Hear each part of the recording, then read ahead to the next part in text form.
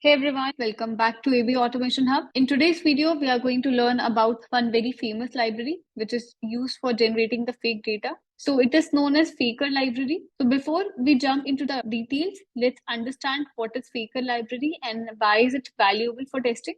So Faker library is basically used to create the fake data. So in case of web automation, we have cases like registration form. So where your email ID is unique. So in that case, you cannot hard code your email ID. You have to think about a way to pass some dynamic data. So in this case, you can make use of Faker library. And in API automation also, there can be cases where you have to generate a payload with the unique data. So for those cases also, we can use Faker library. So to start using Faker, we just need to set it in our project. So it's a very straightforward process. Just go to this website, which is this fakerjs.dev. And over here, you can see they have provided very good documentation, and about installation also they have provided. It's very simple, very straightforward. What you have to do, so just copy this one. They have provided multiple ways. You can use any way. You can download it using npm or pnpm or yarn. We'll be using npm today. Fine. So let's copy this one and go to your terminal. Just paste the command, and you see over there it got installed. Let's go to package.json. Inside our package.json, we will see a new dependency, which is Faker dependency. Now this is added. Okay, so now our installation part is done.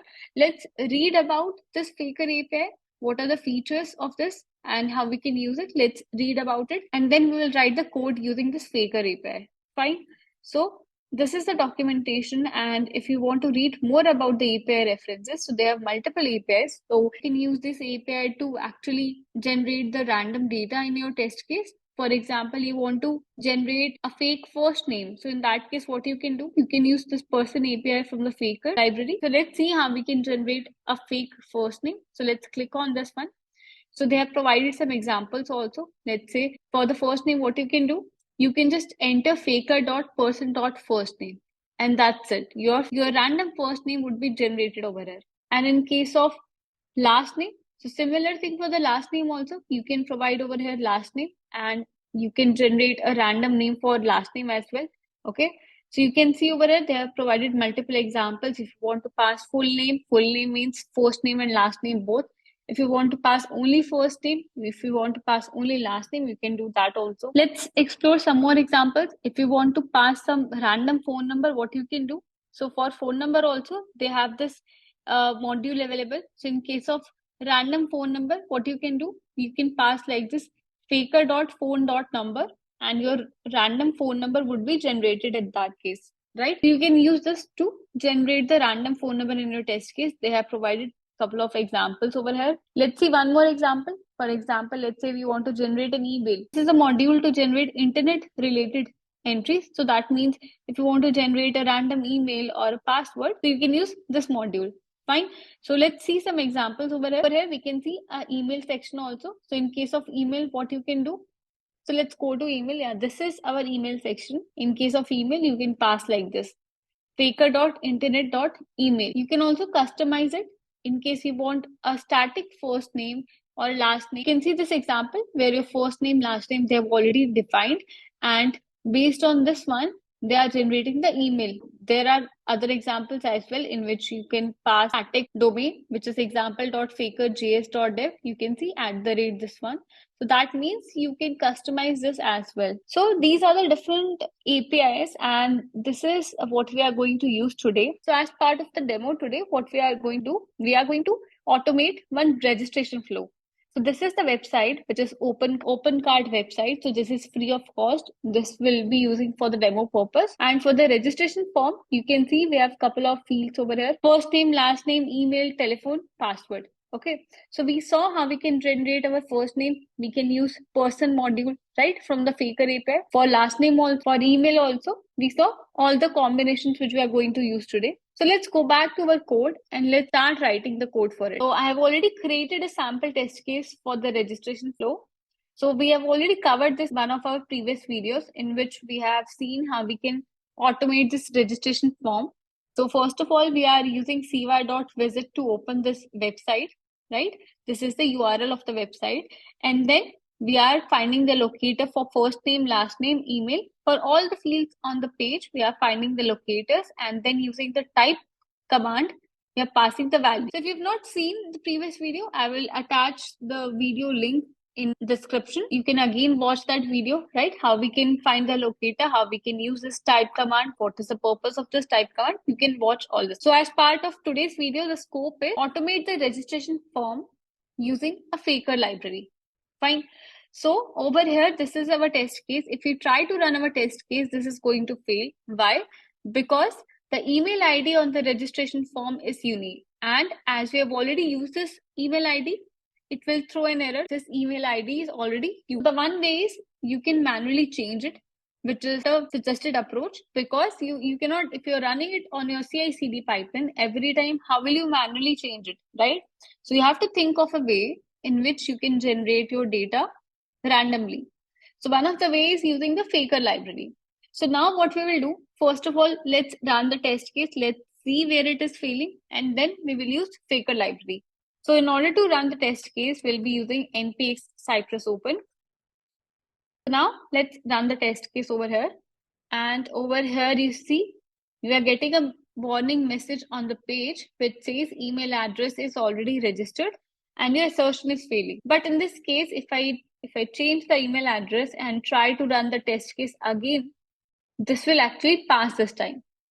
Why it will pass? Because our email address, we have passed a unique email address over here, right? That's the reason it is going to pass. But if you rerun it, you will again see the failure. So in order to avoid this one, we are going to use the faker API. So to use the faker API, what you have to do, first thing is you have to import it.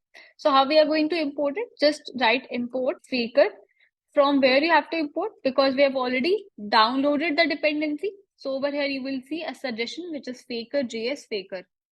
So where is it coming from? So if you see in your package.json, when we installed faker library, so one dependency got added over here, right? So this is the same dependency which we are importing in our test case.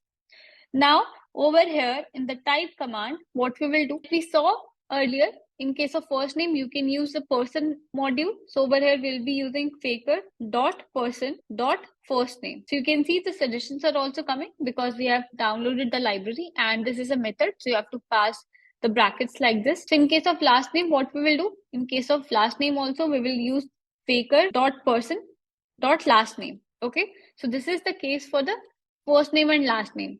In case of email, we are going to pass faker.internet. We saw earlier in the documentation to pass internet related details like email address. So they are using internet module. So internet.email. So you can see this is a method. You can see the suggestions also coming. And if you hover over it, you can see faker.email. So this is the kind of email which will be randomly generated. Fine. So now we have telephone. For phone number also we saw we can use faker.phone.number. Okay. In case you do not know, you can just go to the documentation over here. So they have very good documentation. You can read about it. Let's say if you do not know which API to follow, you can again search it from here. Let's say you want to search for email address, like for email address, which is the faker module which we have to use. So just click on this one and you see it takes you to that exact page and you can see the examples over here, right? You can see the format over here and then you can use it in your test case. Fine. So this is the case for first name, last name, phone number. Let's say you want to pass password. So in case of password, what we will do? Let's search over here the scenario. So for password, if I search over here, you see, it took me to the exact section of the password. So you have to use like this, faker.internet.password. Fine. You can also provide the length of the password, whatever length you want to pass, or in case you have not provided the length, it will be like this, right? So we are not going to provide the length over here. You can pass it like this, but we are not going to use password directly because we have one more section, which is the confirm password. So if I pass it like this in my type command, so both the password and confirm password will be changed.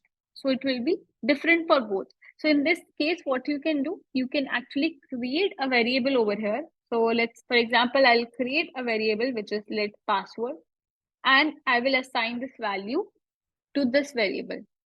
Why I'm doing this? Because now in the password and confirm password, I can use the same value. Otherwise, if you pass like this faker.internet.password in both the cases, in both the for both the fields, it will be different. Again, it will be failing because password and confirm password should be same. That's the reason I'm creating a variable, I'm assigning a value to that variable and using it in our test case like this. Fine. So this is the case for all the input values. We had first name, last name, email, phone number, password, right? Other fields are like only check or a click action. So let's go to the Cypress test runner screen and rerun the test case and let's see if it is working fine or not. Okay, let's go back and let's run the test case one more time. So this is my test case. So now over here, you can see how fast this is and all the data you can see on the left side. You can see the first name is this one, last name is this one, input email address, phone number, what is the password, the confirmed password, both are actually same. Okay, so now you can see this is getting passed. If I rerun my test case, now this will not fail. Earlier it was getting failed because it was the same data, but in this case you see your test case is not getting failed, this getting passed actually. Fine. So this is how you can make use of Faker library in your test case, in your scenarios where you have to pass unique data or a random data. You can easily use a library. It's a straightforward process to download it and you can start using it. So today we saw about the web test case. In case you have an API test case, you have to follow the same approach. You have to import the Faker library. And then in case of payload, where you have to pass some dynamic data, right? So in that case also, you will such kind of modules in your API test case as well. Fine. So this is very helpful in your, I'm sure in your automation framework, you will have such kind of scenarios where you have to use, the dynamic data or a fake data. So this is not only for the testers, for developers also, they also use this library. It's very helpful, very useful to create the fake data. For the automation testers, we should be knowing such kind of things. We should be knowing how we can create a random or a unique data. Okay.